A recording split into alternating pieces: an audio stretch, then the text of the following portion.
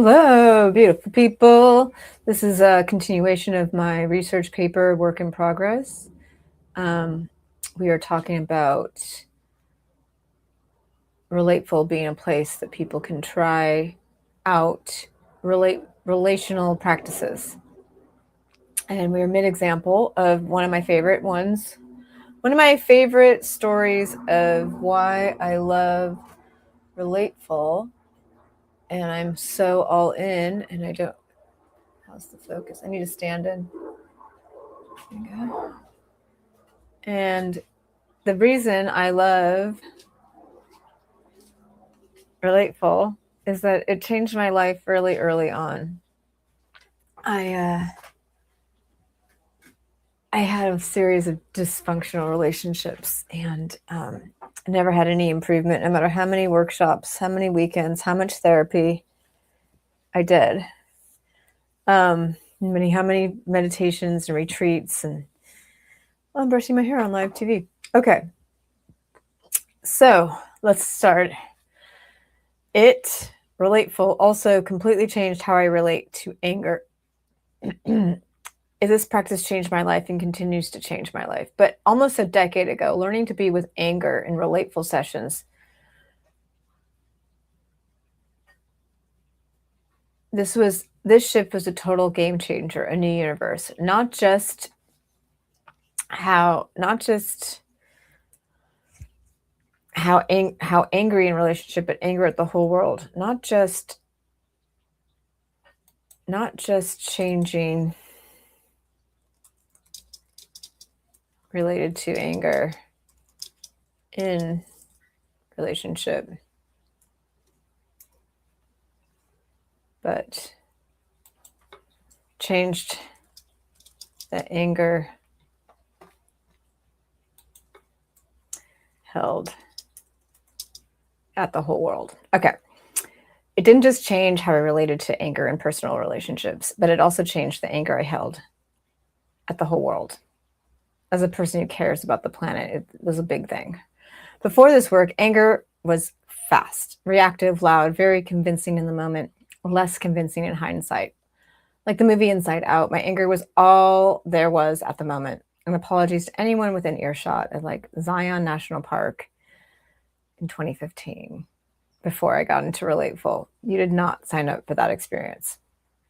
What began to shift wasn't that anger disappeared. It's that I could stay with it without immediately acting it out. Instead of being taken over, there was space, awareness of another person remained, awareness that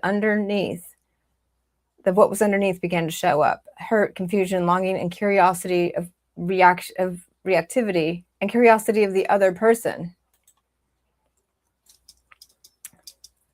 In earlier times, anger would bring me back to just being with myself. It was all my perception, everything that I thought was all that I could see. And in the heated moment, there's no access to anything else. Through Relateful, I developed a relationship to anger itself.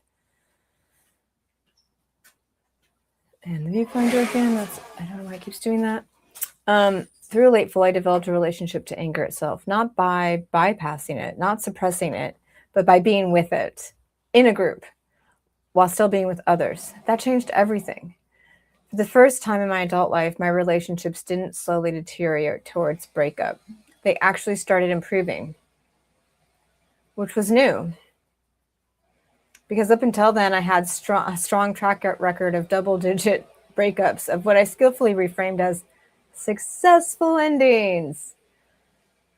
And the streamline through all my relationships and my romantic partners, there was a common denominator, and they were the main thing that was always the same was me. Why can't I get this right? Maybe I should do autofocus. What do you guys think? Autofocus? Is that better? Okay, so yeah, I was really good at breakups. I was really good at dysfunctional relationships.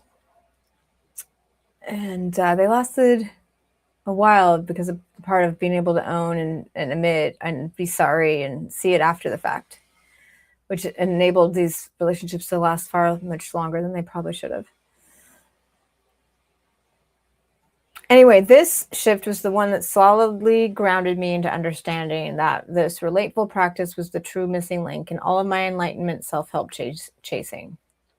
For many people, including myself, personal development begins as an inward journey. We learn to recognize patterns, understand our history, and reflect our experiences. And that work can be real and meaningful, but insight alone doesn't change how I showed up with other people. This is reminding me, I used to do anger management work. I had anger management.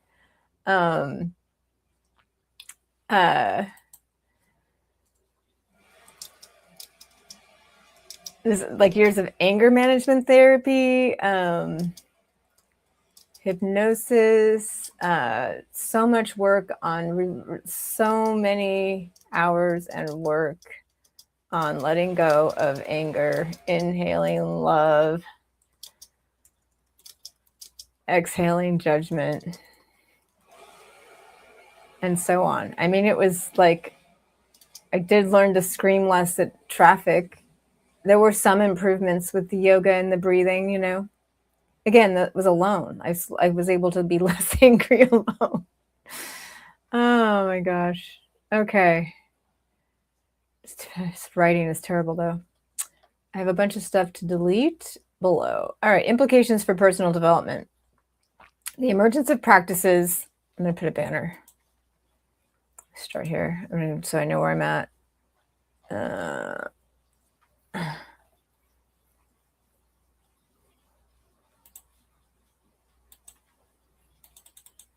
What's this called? I mean, it's such a boring. I mean, all of this is so boring. I need to make a comedy version of this whole thing. And here we go. Implications. Implications for personal development. The emergence of practices such as relatefulness raises an important question for the broader field of personal development. What happens when awareness is practiced not only internally, but within live relationship? We've learned how to be aware of ourselves and the dog. Hi, Rocky. Oh, good boy. We've learned how to be aware of ourselves. So what happens when awareness is practiced not only internally, but in real-time interaction with others? What if we had a kind of laboratory for human relationships, a place to practice being human with other humans? Each interaction becomes a kind of living experiment, never repeated, always unfolding in real time. Every session is a different mix of people, and even the same mix of people, we come in different modes and feelings, and it's always unique. People become aware of how their perceptions shape their experience, allowing relationships to shift through increased mutual understanding.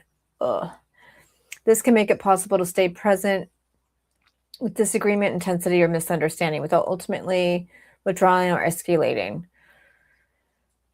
Conversations that once led to reactivity with more space, patience, and clarity instead of assuming, and this is just too annoying. Over time, both in my experience and across many people I've practiced with, clear patterns begin to emerge. Changes that are hard to access through reflection alone. Noticing emotional activation as it arises rather than after the fact. Responding with more awareness and care while staying connected to the impact of others. Pause in the moment instead of automatically reacting. So like the first one, this is the same. Sensing one another beyond words. Staying present with difficult states of anger, boredom, discomfort, rather than avoiding or acting them out. Becoming aware of subtle relational dynamics like people-pleasing, withdrawal, or control as they happen. Share previously hidden thoughts or judgments in ways that increase understanding and a rupture connection. And discover some judgments that were never about others at all and that begin to lose their grip. These aren't dynamic breakthroughs. They are small, real shifts in moments that used to run us. Not every session brings a clear aha, but over time, these moments accumulate, expanding capacity, increasing awareness, and creating new possibilities for how we relate. Relatefulness functions less as a technique designed to produce predetermined outcomes and more as a context in which relational processes become visible. It's like a gym for it's like a gym for working out. It's like a gym for working out relationship dynamics. Like practicing it. Like there's a lot of, we're not the best at this. You can look at our world. We'll get to that in the last chapters. As this awareness deepens, individuals often report increased curiosity towards others' perspectives. That's part of the practice. It's not as this awareness deepens. As part of the practice, we develop increased curiosity towards other people's perspectives, often embodying, trying them on, and discovering more empathy and finding these hidden places within us in a shared nervous system. That makes no sense. Disagreement becomes less about defending a position and more about exploring multiple ways of seeing. Disagreement becomes, this is just annoying. I don't like it. Relational awareness is not just something we bring to ourselves. It becomes shared. Others help us see what we can't, feel what we couldn't access alone, and receive feedback in real time. We receive feedback and we also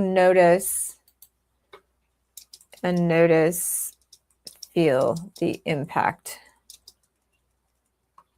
we have on others, even unspoken impacts. We don't just need each other for connection. We need each other because we have blind spots. Others become part of how we see and lead us into new places. Awareness begins within but doesn't stop there. A particularly revealing moment in this practice is when another person begins to feel like other, a threat, a judgment, an idea. Sometimes this shows up as feeling out of the group, like often. When the shift is noticed, something opens, interpretation loosens, a sense of connection can become possible again. Sometimes being with this feeling of being out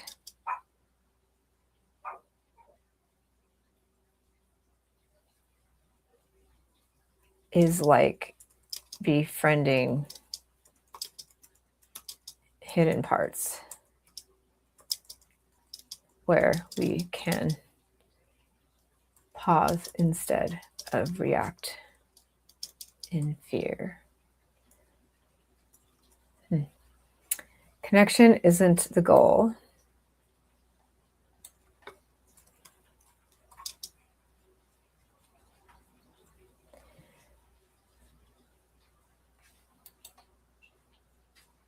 Or is that other?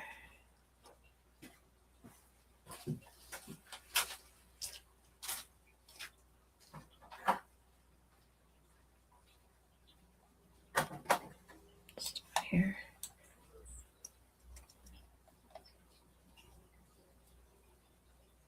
Where did I go? Connection isn't the goal.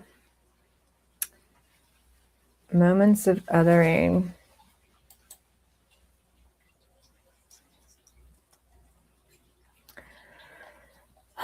Particularly when revealing a moment, it's just so long. Ugh. It's driving me nuts. Okay. Awareness begins within, but doesn't stop there. And we lost picture. I don't get it. I don't know what to do about that. A particular revealing moment in this practice, I already did that. Moments of othering can be seen as it happens. A comment heard as a criticism, a look interpreted as a judgment, an assumption about someone's intention arises. I think so. In those moments, the other person can stop being experienced as human and become an idea or threat. The shift happens quickly, often outside of awareness. But when this is noticed, something opens.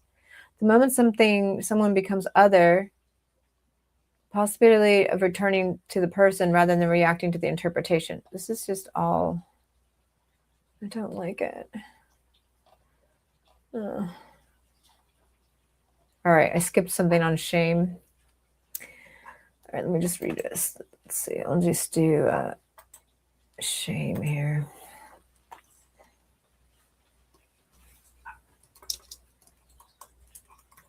Shame example. Okay. This type of awareness shifts, blah, blah, blah. All right. One of the clearest examples of this is shame. Shame is difficult to access alone. It hides, deflects, and often disappears the moment it feels seen.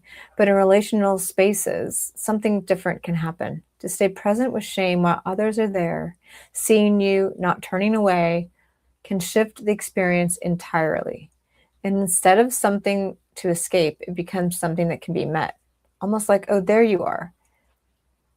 Because these states are shared, something begins to change when they are met together. They soften, move, and become something we can be with rather than hide from. There's something missing here.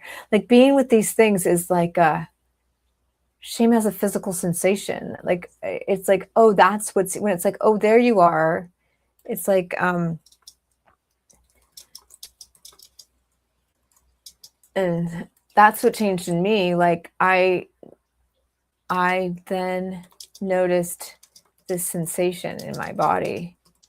And when I was reacting to my partner, was able to stop and realize this is shame,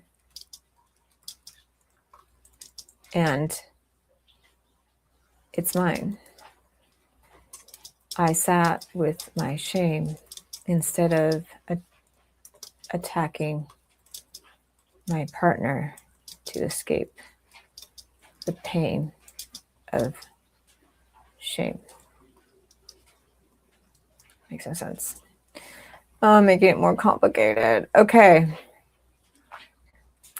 This type of shift in awareness, especially here with shame, can empower us in daily life and in relationships to experience more than being debilitated by shame.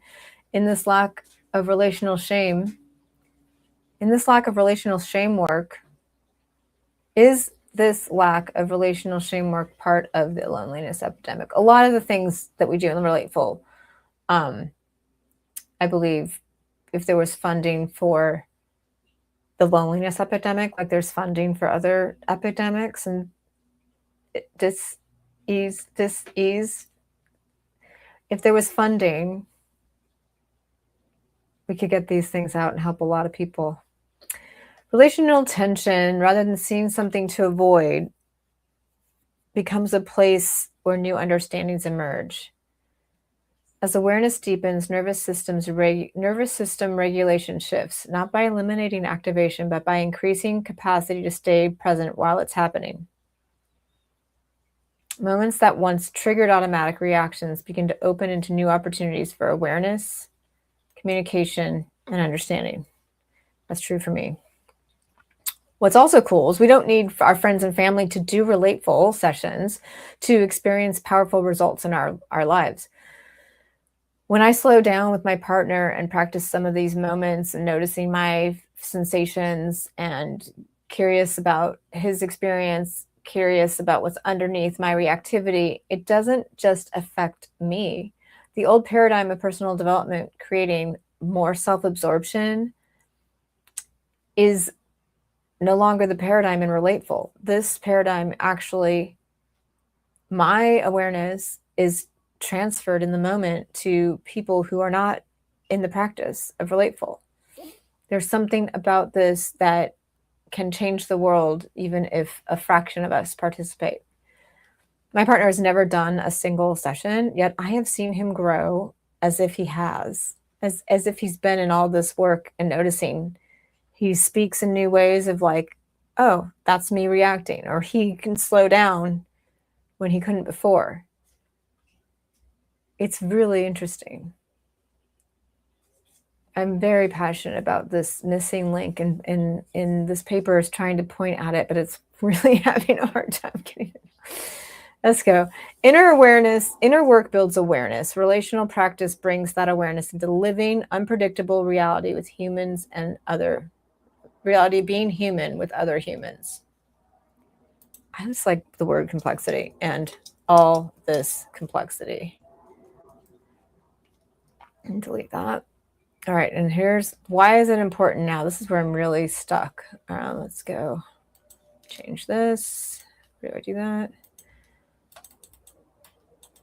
What's this called? Why relational awareness matters now. I really love doing this, even though I'm saying super uncapable right now. Why is it not like blue and cool looking? That's another day. I won't bother you with that. Okay. Why relational awareness matters now. We're living in a time where disagreement, excuse me, my own paper is boring me to death. We are living in a time where disagreement is no longer uncomfortable. We're living in a time where disagreement is no longer just uncomfortable. Let's start again. Okay. Take a break. Take a break. Take a break. I'm going to take a break. No, take a second. I'm going to take a break. I'm going to take a break. All right. Should we do the hair? All right. Let's make a short out of this. Let's see if we can do it. Stumble and fall with my words. Just kidding.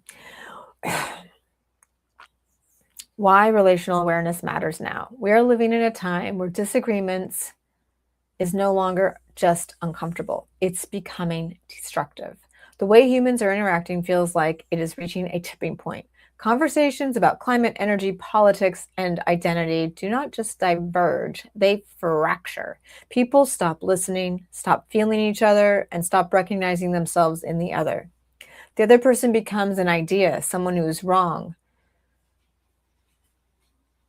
misinformed, or even a threat. From rising loneliness to political division that break apart families, something is straining how we relate.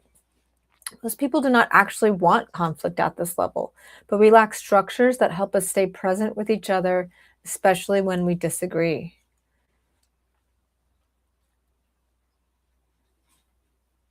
And we lost the camera, but I think you can still hear me. Let's switch to this one. Settings.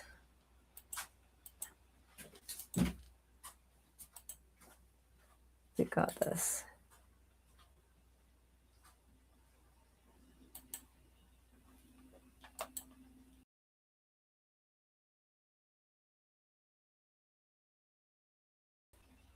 Okay, so now the lighting's all wrong.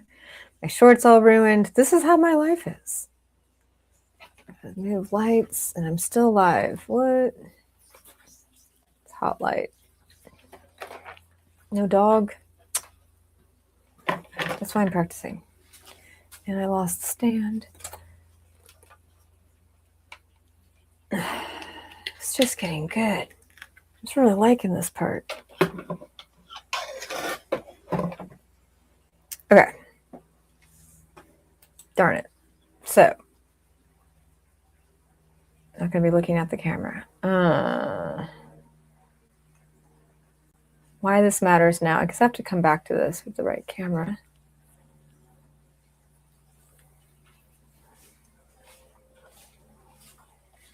All right, well, that's all for now then. We'll have to start a new one with why relational awareness matters.